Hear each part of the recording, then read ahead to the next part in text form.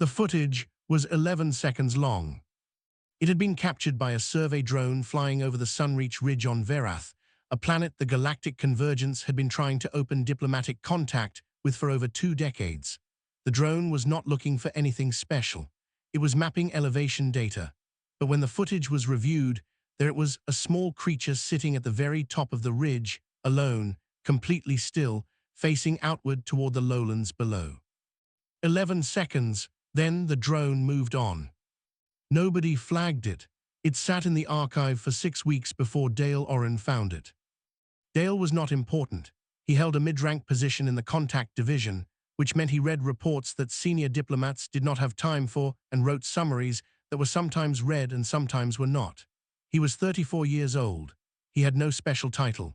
He had spent 8 years studying the sound-based communication patterns of species that did not use words, which was a field most people found either fascinating or completely useless depending on who you asked. He found the footage while searching for something else entirely. He watched it 3 times. Then he pulled up the full drone archive from the past 11 weeks and went through every flight path that had crossed near the ridge. The creature was there in all of them. Every single day, same spot, same position, facing outward, watching the lowlands. Dale sat back in his chair and looked at the ceiling for a long time. He knew what the Varathi were. Everyone in the convergence knew. They were massive, ancient dragon-like beings with 4 wings and scales the color of gold and forest green. They lived for thousands of years. They had rejected every diplomatic mission the convergence had ever sent. 7 missions across 22 years. 2 of those missions had ended with the ambassadors being driven off by warning fire. 1 had ended worse than that. The Varathi did not speak to outsiders. They did not negotiate. They watched and they waited, and they made it very clear that they wanted to be left alone. So why was there a hatchling the size of a large dog sitting on an open ridge, alone, for 11 weeks, facing outward like it was looking for something? Dale brought the footage to Benu. Benu was the oldest archivist in the contact division, a slow-moving, soft-spoken creature from a cephalopod species called the Meru. Benu had 6 arms, large, pale eyes, and a memory like a filing system that had never once lost a document. If anyone in the building knew something about Varathi behavior that was not in the standard briefing files, it was Benu. Benu watched the footage. Then Benu went very still, which for a Meru was a significant reaction. "That is a bonding vigil," Benu said quietly. Dale asked what that meant. Benu explained it carefully. In Varathi culture, when a hatchling came of age for its first bond, it was brought to the Sunreach Ridge and left alone. No elders, no guidance. The hatchling would wait at the crest of the ridge, visible to the world below, until something came, something worthy. If it found a bond, that bond would last for the rest of the hatchling's life, which meant potentially thousands of years. If nothing came, if nothing worthy approached, the hatchling would eventually leave the ridge alone and live as an unbonded Varathi, which was considered a quiet kind of sorrow in their culture. No outsider had ever attempted contact during a bonding vigil. It had never even been discussed. The vigils were considered sacred, private, untouchable. "How long do the vigils last?" Dale asked. Benu checked the archives.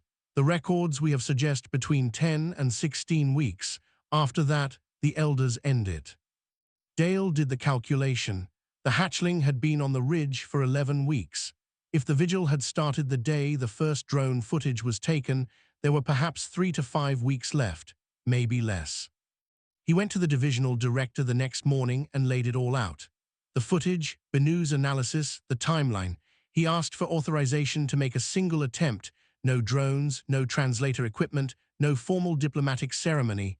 Just one person on foot, approaching the base of the ridge. Not even climbing, just being there. The director listened. Then he said no. The risk was too high. The Varathi had never authorized any presence near the ridge. Going near it without permission could be interpreted as a provocation. After 7 failed missions, the convergence could not afford another incident. Dale nodded. He thanked the director for his time. He went back to his desk, wrote a formal leave request for 4 weeks, and submitted it through the proper channels. It was approved the same afternoon. Nobody asked what he planned to do with the time. 3 days later, Dale landed on Verath with a field pack, 2 weeks of rations, a notebook, a hand drum, and no weapons. He had resigned his position that morning in a short written message that he sent just before boarding the transport. He did not explain why. He simply said that he was going and that he thought it was the right thing to do. He reached the base of Sunreach Ridge just before noon on a cold, clear day.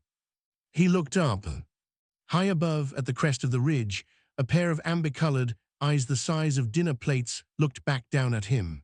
Silver-white scales caught the light like something between ice and pearl. The hatchling did not move.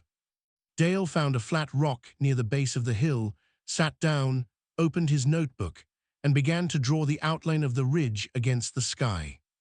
He did not climb, he did not call out, he did not wave or signal or try to make himself known in any deliberate way. He simply stayed. On the second day, it rained. Not lightly. Verath had a kind of rain that came sideways and carried the smell of cold stone and pine needles. Dale had a waterproof outer layer and a ground sheet. He sat under the ground sheet and kept his notebook dry inside his pack and ate a ration bar while water ran off his hood in small rivers. He did not leave. The hatchling was still there at the top of the ridge. He could see the faint silver shape through the grey curtain of rain, perfectly still. He thought about that. He was sitting under a sheet of woven synthetic material trying to stay dry, and the hatchling up there was just sitting in the rain, as if rain was not something that required a reaction. He felt briefly embarrassed, then decided that was a reasonable thing to feel and moved on. Day 5, the rain stopped. Dale dried his boots by a small fire and wrote notes in his notebook, not about the hatchling. He wrote about the plants growing near the base of the ridge, sketching the leaf shapes, guessing at the way the root system might work under the rocky soil. He had always found that drawing helped him think without trying to think, which was something he had never been able to explain well to other people. Day 7, he tried the hand drum for the first time, nothing aggressive, nothing loud. He played a slow, low pattern he had learned years ago while studying a species from a water world that communicated through rhythm. He played it for about 20 minutes, then stopped and set the drum down. He did not look up at the ridge. He had decided early on that he would not watch the hatchling the way a researcher watches a subject. He would just be there. If the hatchling wanted to watch him, it could.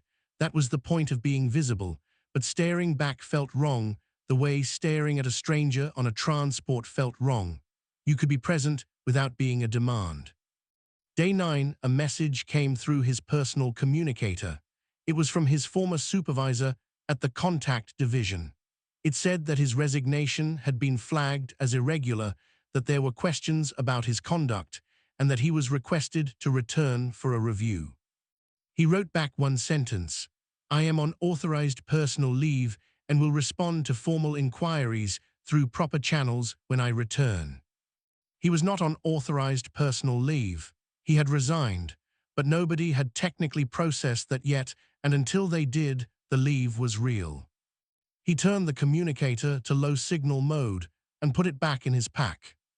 Day 14, another message, this one from someone higher up. He was ordered to return. His presence near Verathi territory was unauthorized and constituted a diplomatic risk. He stared at the message for a while, then he confirmed his resignation in writing, clearly this time, and sent it.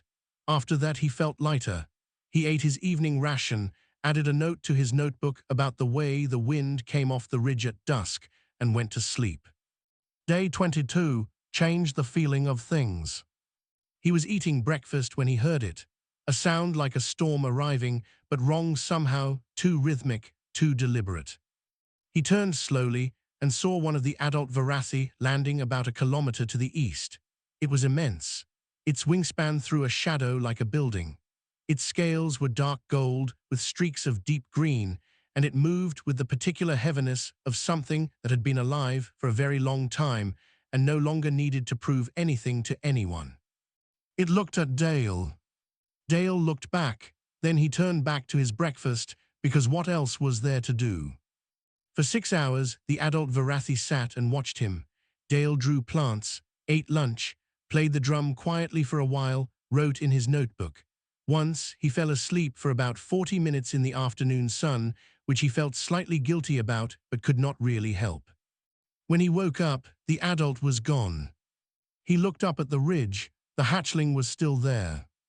Day 34. He had just finished his morning notes when he looked up at the ridge out of habit, and something made him go very still. The hatchling was lower on the ridge than it had been before. 3 meters, maybe 4. It had moved in the night or early morning, and now it was sitting on a small shelf of rock partway down the slope, still watching the lowlands, but closer. Dale looked back down at his notebook. He did not react. He turned a page and kept writing. Day 38, halfway down the hill. The hatchling sat in the open air with nothing around it, fully visible, the silver-white scales catching the late afternoon light in a way that made it look briefly like a piece of fallen sky. Dale played the drum that evening. Slow, low, no particular intention, just sound in the air. Day 41. He woke before dawn because something had changed in the quality of the silence around him. He sat up slowly. The hatchling was 4 meters away.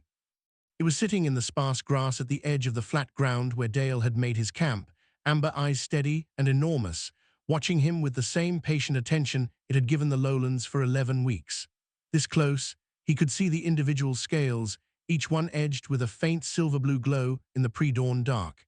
It was the size of a large horse now that he could see it properly, compact and still. Dale set down his blanket. He did not reach out. He did not speak. He sat up straight and met the hatchling's gaze and held completely still. The hatchling made a sound, low and resonant, like a note played on an instrument that did not exist yet. It sat in the air after the hatchling stopped, fadding slowly. Then it leaned forward and pressed the top of its head against Dale's chest. He felt the weight of it, warm, solid, real. He raised one hand, very slowly, and rested it on the side of the hatchling's neck. He did not say anything. There were no words for this. There had never been words for this. The sun came up. They stayed where they were. The observation drones had been watching the ridge the entire time. Dale had known this. He had not tried to avoid them or block their view. There was nothing to hide. A man sitting at the base of a hill for 41 days was not a conspiracy. It was just a fact. And the fact was now in every live feed being monitored by the Convergence Contact Division, 2 independent research stations, and 1 military observation post that technically had no authorization to be watching Verath at all. The footage of the hatchling pressing its head to Dale's chest went out across 11 star systems before noon. By evening, it had gone further than that. Dale did not know any of this yet. He spent the morning of day 42 sitting in the same spot while the hatchling slept beside him, which it did with its head on the ground and its 4 wings folded flat, occasionally making soft sounds that he was already beginning to recognize as something like breathing mixed with something like speech. He wrote down everything he could in his notebook, not interpretations, just descriptions, the frequency of the sounds. The way the scales shifted color very slightly in sleep, going from silver-white to something slightly warmer, almost faintly blue at the edges. Around midday, a formal communication came to his personal device. He read it carefully. The Galactic Convergence wanted him reinstated immediately, not as a mid-rank xenolinguist, as a senior field diplomat, first contact status, authorized to act on behalf of the Convergence in all matters relating to Verath and its people. He wrote back and said he would consider it and that he had conditions. While he was writing that reply, Benu sent him a personal message. It read, "I looked deeper into the archive. There is more that you need to know when you have time, no urgency, but important." He replied, "Tell me now." Benu told him. According to the oldest Varathi behavioral records the Convergence had, and these came from a species called the Reth, who had observed Verath from a distance for over 300 years before making any contact attempt. The hatchling that was placed at Sunreach Ridge was not placed there randomly. The Varathi were extremely deliberate about which hatchlings underwent the vigil and when. Most hatchlings bonded in a normal way within their lineage, the way young members of most family-based species bonded with kin and home. But some hatchlings were different. Silver-white scales were rare. In the records, they appeared perhaps once in every few hundred births. These hatchlings were considered by the Varathi to be something outside the ordinary order of things, not better, not worse, just different. The Varathi word for them, insofar as the Reth had been able to approximate it, translated roughly as something like those who wait for what is not yet here. Silver hatchlings underwent the vigil at the Sunreach Ridge because the Varathi believed they could not bond within the lineage. Whatever they were waiting for, it was not there. It had to come from outside, from somewhere the Varathi could not predict. Previous silver hatchlings had waited at the ridge for their full allotted time and then left unbonded. Bennu had found records of 4 of them across 3 centuries. All 4 had become solitary Varathi who lived alone in the high ranges of the planet, never part of a lineage group, never truly at ease. The Reth observers had described them as, and here Bennu quoted directly, watching the horizon even when there was nothing to watch for. Dale read that part twice. He looked at the hatchling asleep beside him. He asked Bennu, "How long was the vigil before I arrived?" Bennu said, 73 days. He asked, "How long is a standard vigil?" Bennu said, "The records suggest 75 days is the outer limit before the elders bring the hatchling back." Dale sat with that for a long time. He had arrived 2 days before the vigil would have ended. He had not known anything about vigils or silver scales or what the hatchling was or what it was waiting for. He had seen a small creature sitting alone on a hill and thought it deserved someone showing up. That was the whole of it, and he had arrived 2 days before it stopped mattering. The hatchling opened one amber eye, looked at him, then closed it again. Dale named it Soren, after a mountain range near the town on Earth where he had grown up, where the ridgelines at dawn looked like something between a wall and a welcome. He did not announce the name to anyone. He just started using it in his notes. That afternoon, a formal delegation from the Convergence contacted him again. This time, the director himself. The conditions were discussed. Dale named 3 of them. 1, he would not act as a tool for resource extraction. 2, he would not bring technology or personnel onto Varathi land without Soren's knowledge and consent. 3, all communication with the Varathi would go through him, in his own time, at his own judgment. No urgency, no deadlines, no pressure. The director hesitated for a very long time. Then he agreed. On the 5th morning after the bond, 3 adult Varathi came to the ridge, not far off, as the first one had. They landed at the edge of the flat ground where Dale had camped for 41 days. Their shadows covered him completely. The smallest of the 3 was 3 times the size of anything that should have been able to move that quietly. Soren woke up and sat beside Dale, watchful but calm. The largest of the 3 adults lowered its head until the tip of its jaw was nearly touching the ground. It held that position. Dale did not know exactly what it meant, but he knew it was not a threat. He nodded back, slowly, and with as much sincerity as a nod could carry. Somewhere far above, in satellite observation feeds, the analysts watching the scene could not agree on what they were seeing. But the oldest among them, a retired Reth scholar who had spent 60 years studying Varathi behavior from a careful distance, simply watched the feed without speaking until the 3 adults had gone. Then she said, very quietly to no one in particular, "It is recognition. They are saying he is real." Soren grew fast. In the first month after the bond, it went from the size of a large horse to something closer to a transport vehicle, wingspan included. The silver-white scales deepened in color as the weeks passed, taking on a faint iridescence that shifted between blue and pale gold depending on the angle of the light. At dusk and dawn, the glow along the edges of each scale became visible even from a distance, which meant Dale could always find Soren on the hillside even when the sun was going down and everything else was shadow. Dale moved his camp from the base of the ridge into a simple structure that the Convergence built for him at the edge of Varathi territory. Stone and sealed composite material, small, with a good desk and enough space to spread out his notebooks. He had 12 of them now, filled front to back, the handwriting getting smaller as the pages filled up, and he tried to fit more observations onto each one. The core of the work was sound. He had known from his xenolinguistics background that many non-humanoid species used frequency ranges that human hearing could not fully process. What he had not expected was how layered the Varathi communication system turned out to be. It was not one channel.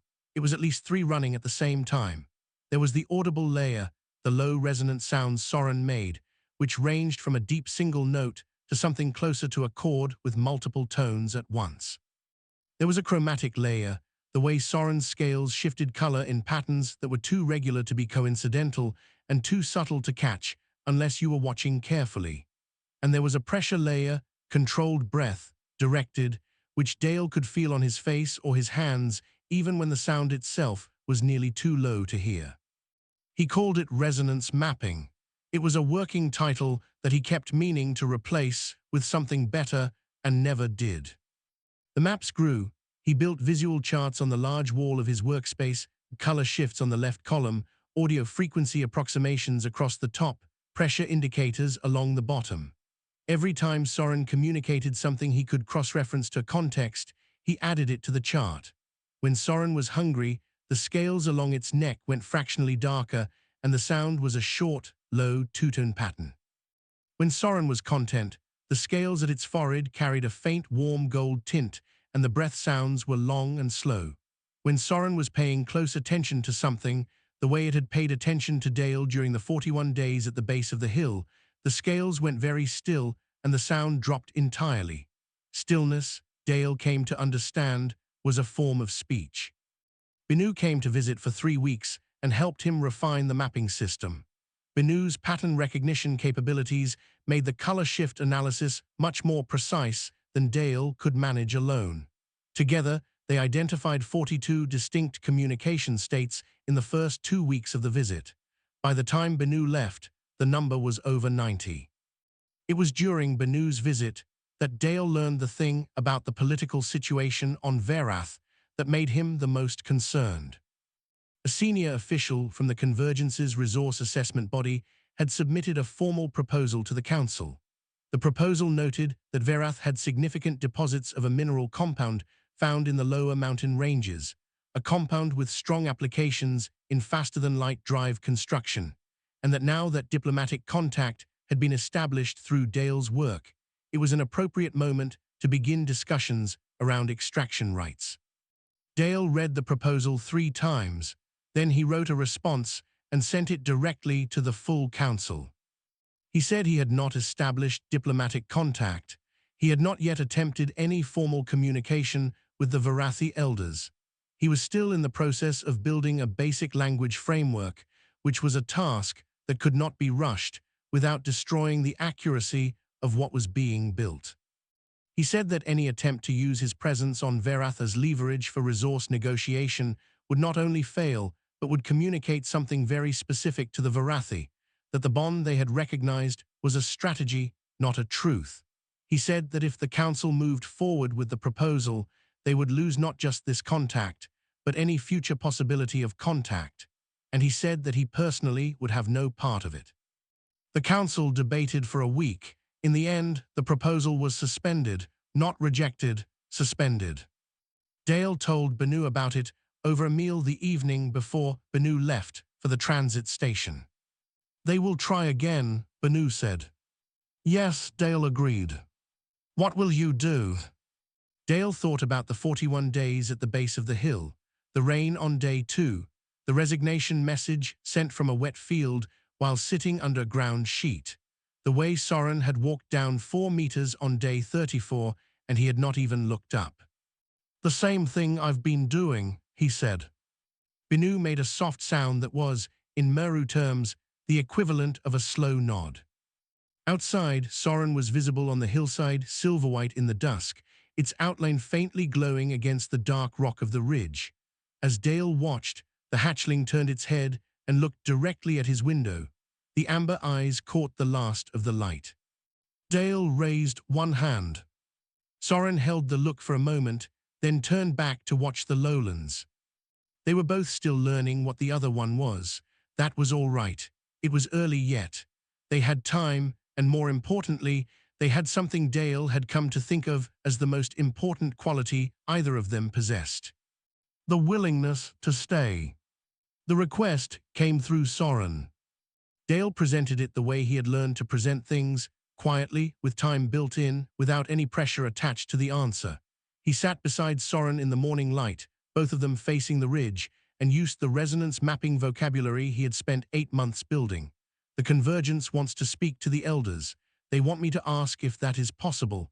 I am not saying it should happen. I am asking if it can. Soren listened.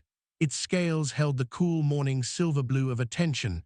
It made no sound for a long time. Then it stood, spread its wings once, and flew up the ridge. 3 days passed. Dale did his work.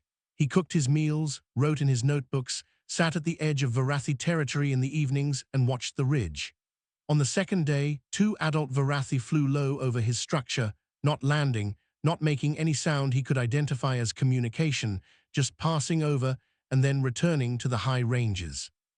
On the third morning, Soren came back and sat beside him and made one sound, a long, low single tone that meant, as close as Dale had been able to map it, something like, "Yes, but on terms we set."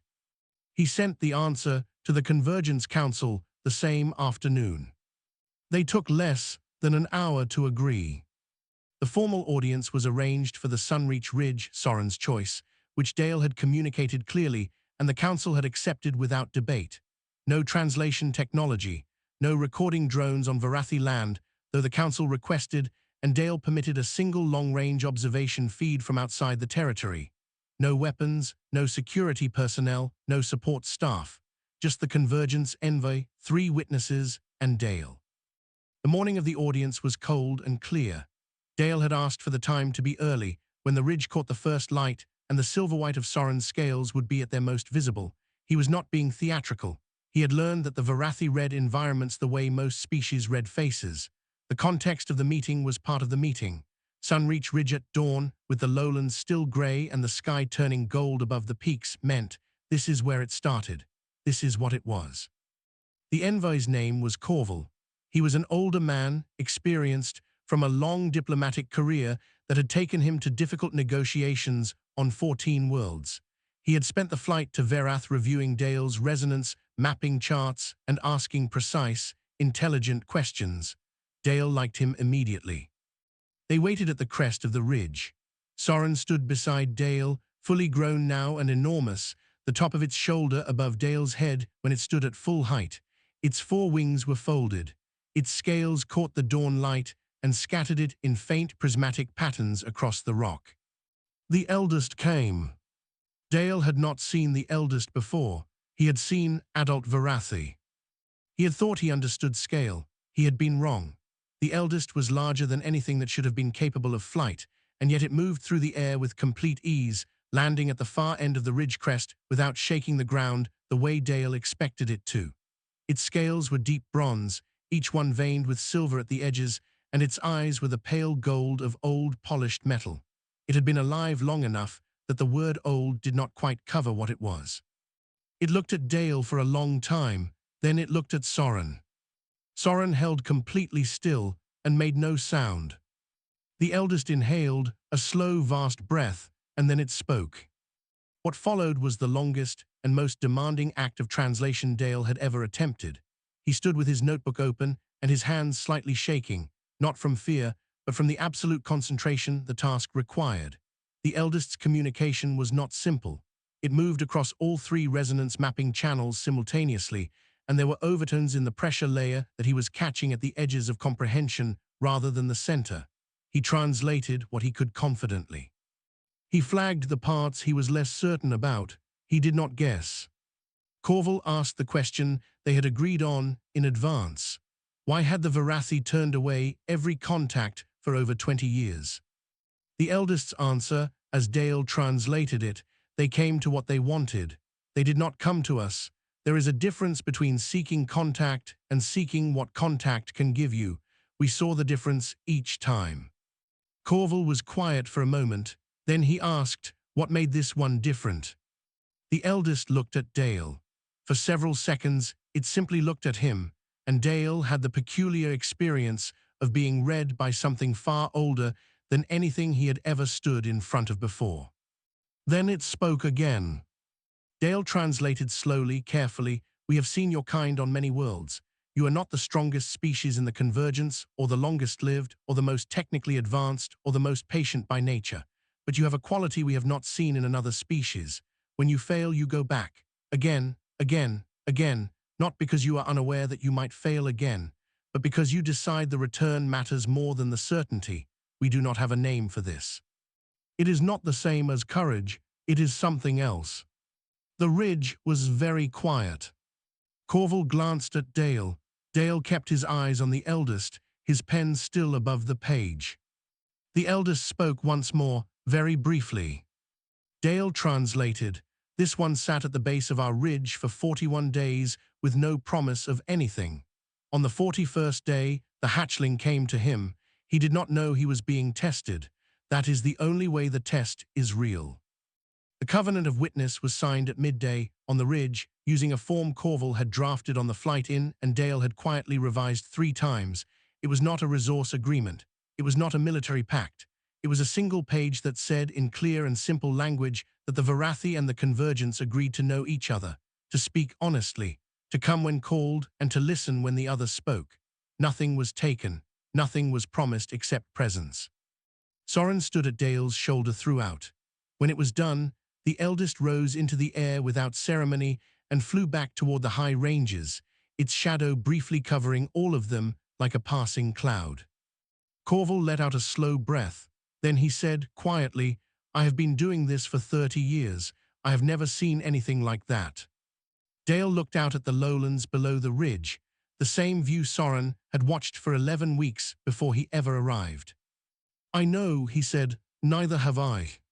7 years passed quietly. Dale's hair went grey at the temples.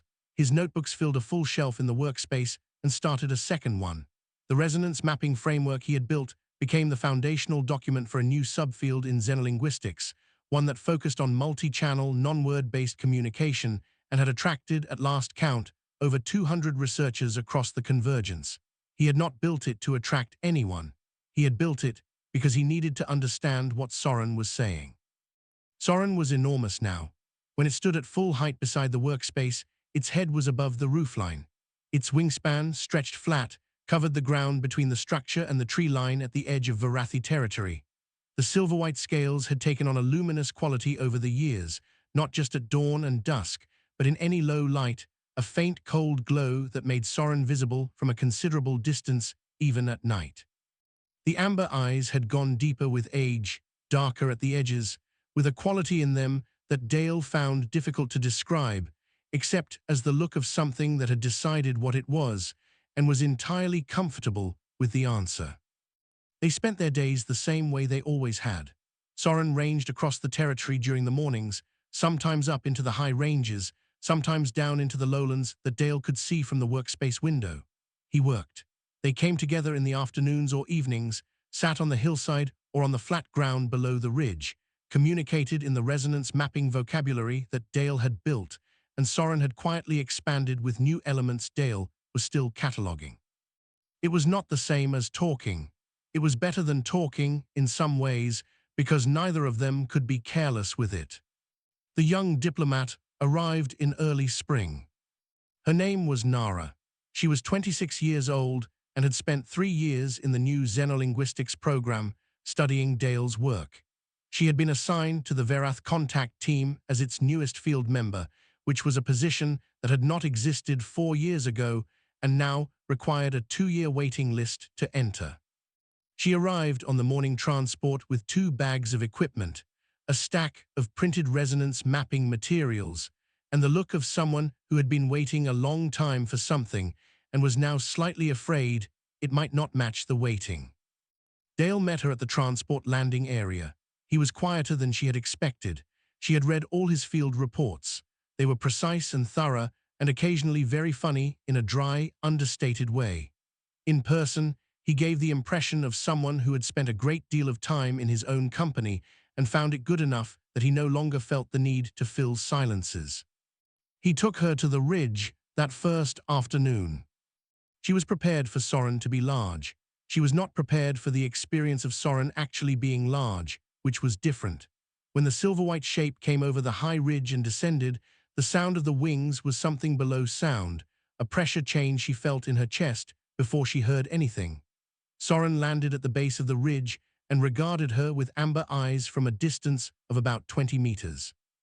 Nara kept very still. She had read enough of Dale's work to know that was the correct response. After a moment, Soren looked at Dale, a brief exchange in the resonance vocabulary that Nara could not yet read. Then Soren settled, folding its wings, and the tension in the air eased. They sat on the hillside, the three of them, while the afternoon light moved across the ridge. Nara asked Dale to tell her how it had started, not because she did not know the story. She had read the reports, the interview transcripts, the archived drone footage, the analysis papers. She knew the facts. She wanted to hear him say them. He told it simply: the drone footage, the count of 11 weeks, Bennu's archive research, the director saying no and the leave request, and the resignation letter sent from a wet field in the rain. When he got to the part about the 41 days, she asked him what it had felt like to sit there not knowing if anything would happen. He thought about it for a moment. Mostly it just felt like sitting, he said. I was waiting too, I just didn't have scales. She smiled. Then she asked the question she had been building toward since the transport. The question everyone asked. It had been asked in 6 official post-mission reports, in 2 books written by researchers who had never been to Verath, in a speech by the Convergence Council chair that was broadcast across the Convergence and quoted on 40 worlds. How did a single human, with no authorization, no support, and no plan do what 7 fully resourced diplomatic missions could not? Dale looked out at the lowlands below the ridge, the view that Soren had watched for 11 weeks before he arrived, the view that looked like nothing from a distance, just hills, just sky, just the patient green of a planet going about its business. I didn't do what they couldn't, he said. I did something different. They came with things to offer and things to get. I just came. There's a gap between those 2 approaches that I think most people don't notice until something falls into it. He glanced at Soren. Soren's scales held the warm afternoon gold of ease. Soren was already doing the hard part, he said. 11 weeks of waiting is not nothing. All I did was show up before the 11 weeks ran out. I didn't know that's what I was doing. I thought I was just going to sit near a creature that seemed like it might be lonely. Nara looked at Soren, the enormous silver head, the amber eyes, the light moving across each scale in slow patterns. Was it lonely? She asked. Dale thought about the 4 silver hatchlings in the archive, the ones who had waited and then flown away unbonded, the ones described by the Reth observers as watching the horizon even when there was nothing to watch for. I think it was waiting, he said, which is a different kind of hard.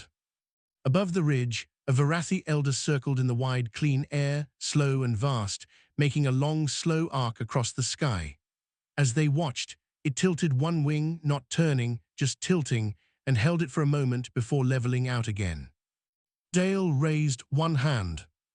The elder completed its arc and disappeared over the ridge. Nara was quiet for a while, then she said, I want to learn to read the scales properly, the color shifts. I've been studying the charts, but...